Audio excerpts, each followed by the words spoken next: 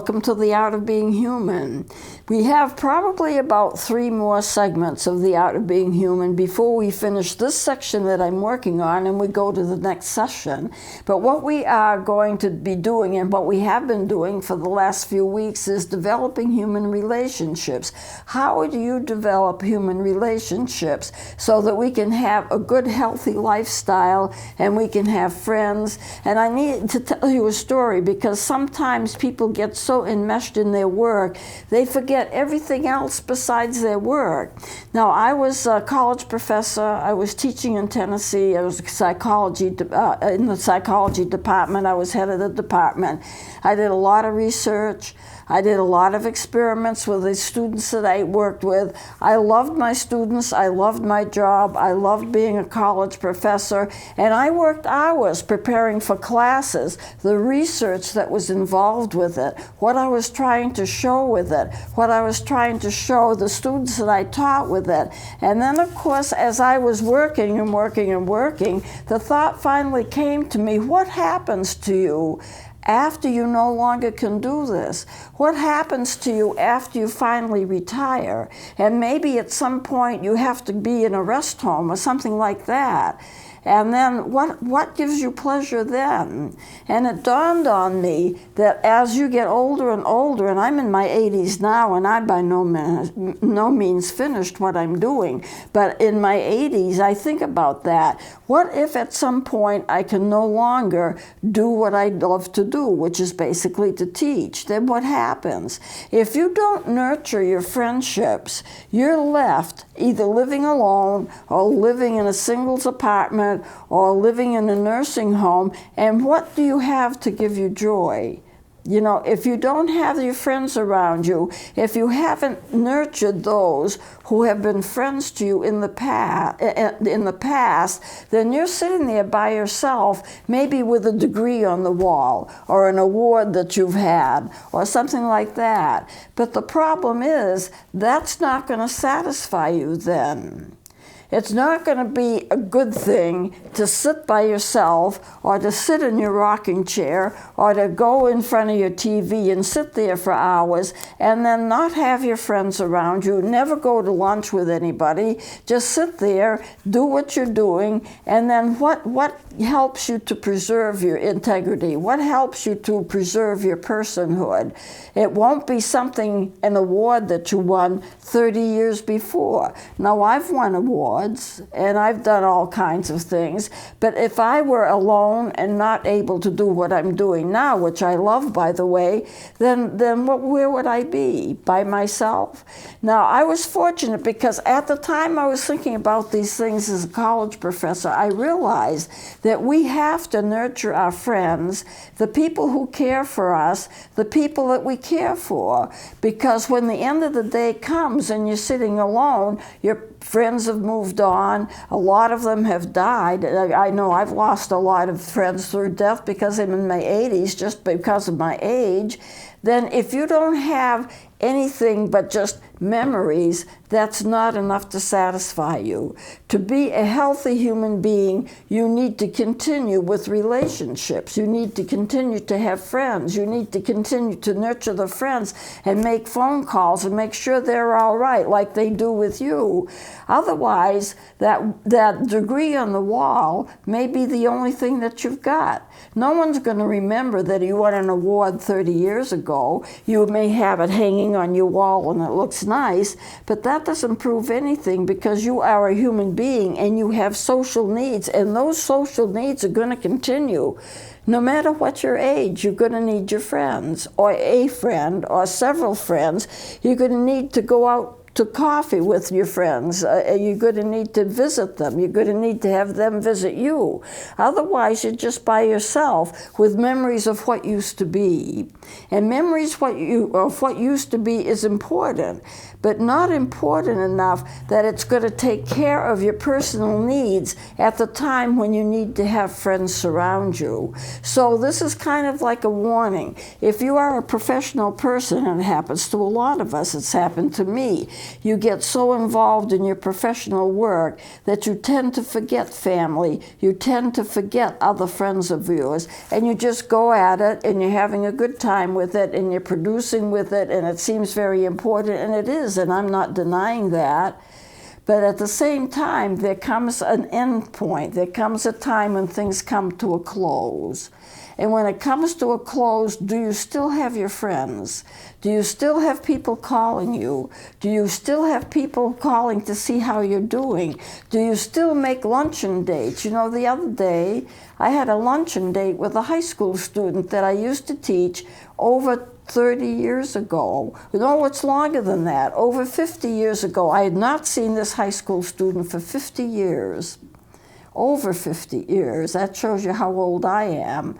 I was the class advisor. He was a freshman, and he recognized my name on a social media thing that had been put up, and he searched me out, and we needed to get together. I needed to get together with him. He needed to get together with me, and it was delightful seeing him again, taking him to lunch, reviewing old times. I have another friend, you see, that I'll have for life. We'll keep up our friendship. So as you get older and older, the thing that we get concerned about is our legacy. What are we leaving behind for people? But how are we nurturing those that have taken care of us and who we have taken care of? How are we still taking care of them? How are they still taking care of us?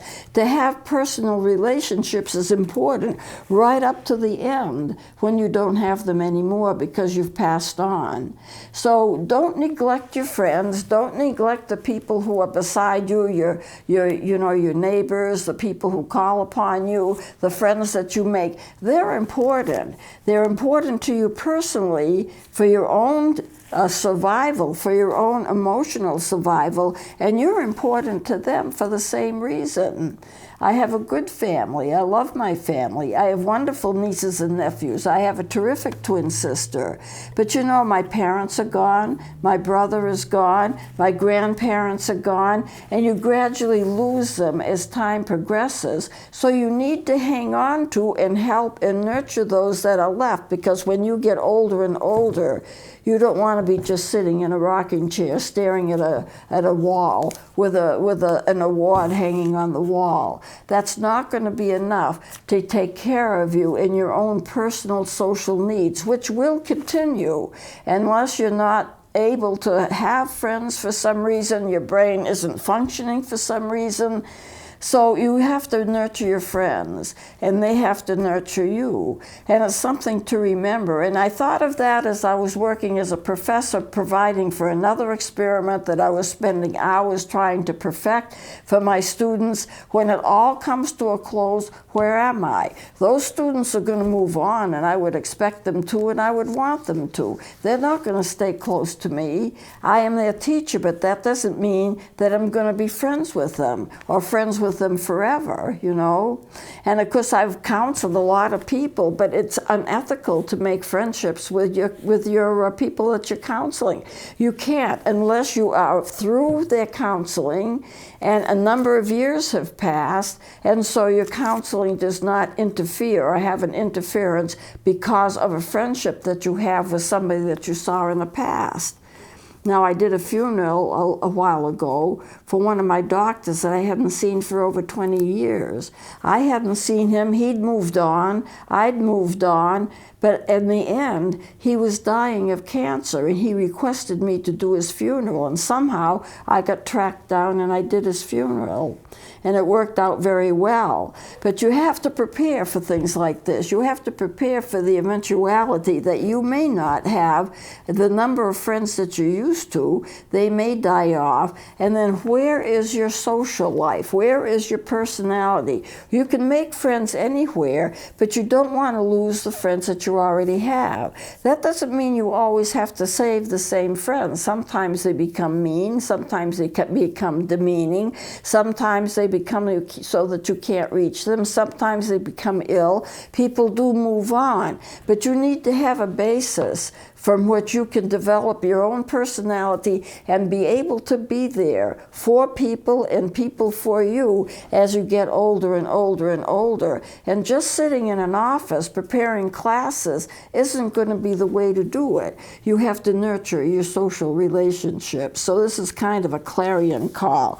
So what happens that we get into trouble? What happens that we get anxiety? What's the sequence here? And I want to kind of review that with you. We get into trouble and we get anxious and we get depressed because things happen to us and we don't forget those things. Now, sometimes our anxiety is caused because of the fact that we have something wrong in our chemistry, our brain chemistry. Our brain chemistry can be off. We are now no longer in balance, and as a result of that, we can develop mental illnesses. And this is what happens, like, for example, in schizophrenia and other mental illnesses. But my purpose here is not to begin discussing mental illnesses. It's a case of what happens to the ordinary, everyday person when they're really stuck. They're stuck being depressed. They're stuck being nervous. They're stuck having anxiety. What happens to them? What if there is no brain involvement? What if they are situationally depressed? By that I mean it's a depression that's caused by a situation that they're in, or a situation that they remember. Is not caused by any abnormality in their health or no abnormality in the way that their body functions. So there is a cycle that happens, and I want to review the cycle with you today. Things happen to us. And the things that happen to us are sometimes really bad. We lose our jobs. We lost a friend. Our parents moved. We lost our house. Or they could be anything. It could be something that has gone wrong in a personal relationship. It can be anything. What happens when things happen to us is that we become very, very emotional about it. As much as we think of ourselves as intellectual creatures, we really respond to things emotionally. And that emotion can sometimes tick off a problem with depression, with anxiety, with loneliness, this kind of thing. And what usually happens with a human being is that they're not so much interested in fixing the original cause, which may be unfixable, but it may be fixable as well. But instead of trying to find the original cause, they search for ways to stop the symptoms that were caused by something happened originally. In other words, as the years go by, things have happened to us, and we react emotionally, and we develop anxiety, and we develop depression, we develop other symptoms. So what do we want to do? We want to have help in getting rid of the symptoms. Well, what about the original cause? If it's a recent cause, then we can go back to it, we'll remember it. But if it's a past cause, then we may not even remember what it was, or it's hidden in our memory. Now, our brain remembers everything, but we may not consciously remember everything. We have a subconscious mind, and a lot of the really bad things that happen to us, let's talk about abuse and things like that, maybe being molested, maybe being robbed, maybe being physically punched out, or whatever it is. Those things go into our past memory, and we may or may not touch base with them again. We may or we may not remember them. I've heard people say, I've asked them if they've been abused, and they say, oh no, not me, abused? No, certainly I'd remember something like that. But that's just the thing. The brain is very protective of us, and it will forget those things which are the worst, and we may not even remember them at all. Now, if you go to a therapist, part of the therapist's job, if it's safe to do so, is to go back to the original cause and revisit that and gain a new perspective on that, and health and wellness can come from it. The ordinary person may not want to go to all that trouble. They may have to because of their health, but they may not want to. What they want to do is have symptom relief. So how do you get symptom relief? It is a help if you remember that a lot of your symptoms are caused by past trauma that you don't remember.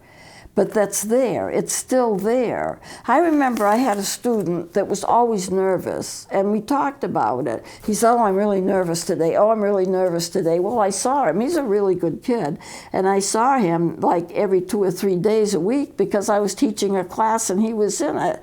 And I always heard him say, oh, geez, I'm so nervous today. I'm so nervous today. And I finally asked him, do you know why you're nervous? Why are you suffering with this? I don't know. I've always had it. Well, when did it develop? When did you start knowing that you were nervous? Well, I was about this age or that age. I had a student once that couldn't go downstairs. She could go, well, she was a colleague of mine, really. She could go upstairs, but she couldn't go downstairs. And we discussed it. And I said, why can you go upstairs? Because the classes we were in were upstairs, but you can't go downstairs. I can't go downstairs. I just can't do it. We discussed it, and we found the root cause of it. She was very, very close to her father, who flew airplanes. He loved flying airplanes. He had his own plane, and they were very close.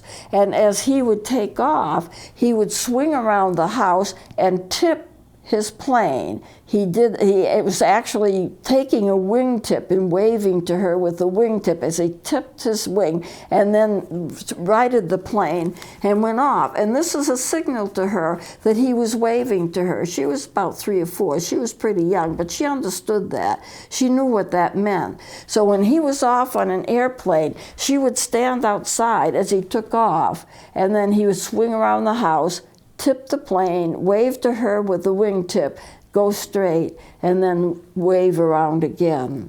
And this is what he did. Well, at some point, something went wrong with the plane, and he crashed, and he died in the crash. She saw the plane go down.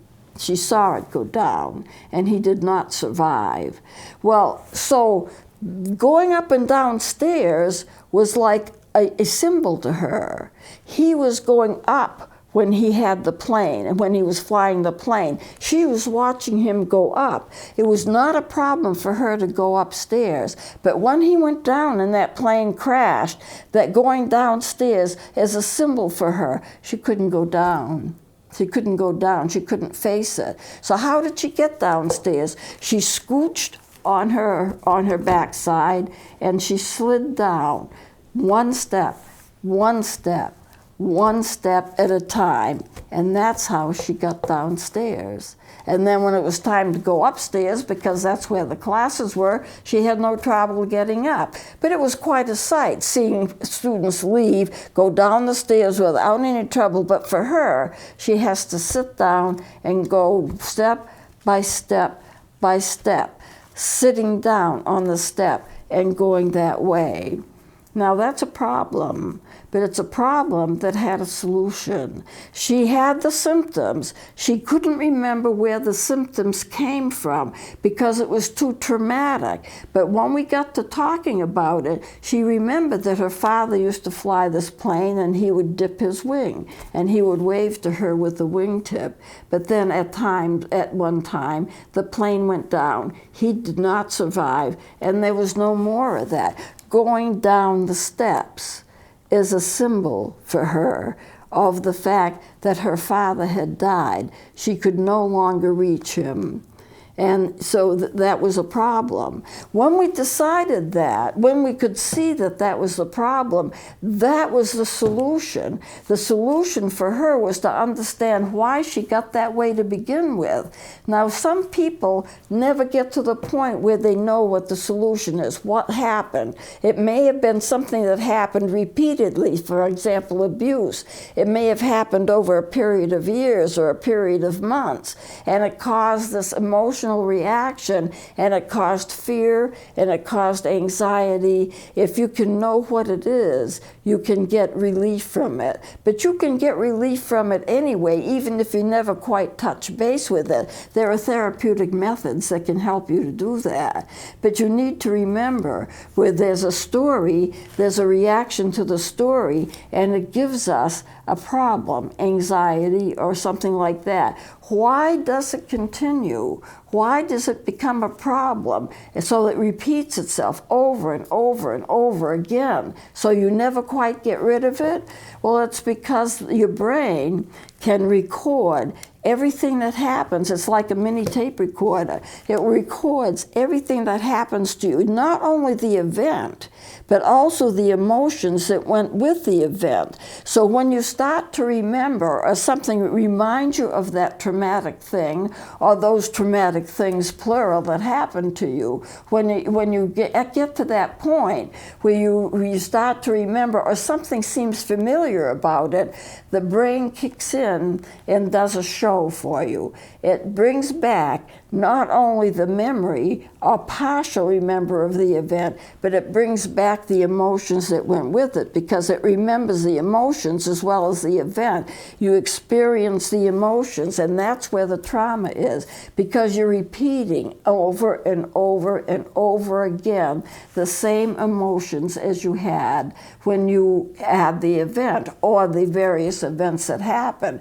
PTSD is caused when you either remember an event or you see an event. You don't even have to participate in it, but you see it. Abuse is something that's terrible, because at the moment that you're abused, say you're abused at 10 years old, it injures the brain, and your social and emotional development stops then, and it does not proceed to adulthood unless you get the help that you need. And this is why I am so in favor of people who are traumatized to get the therapy they need, because it does bring healing. Now I'm going to close it here. We'll go on with this next time, because I don't want to start something and then get in the middle of it and not be able to finish it. So we'll close it here. Please join me next time.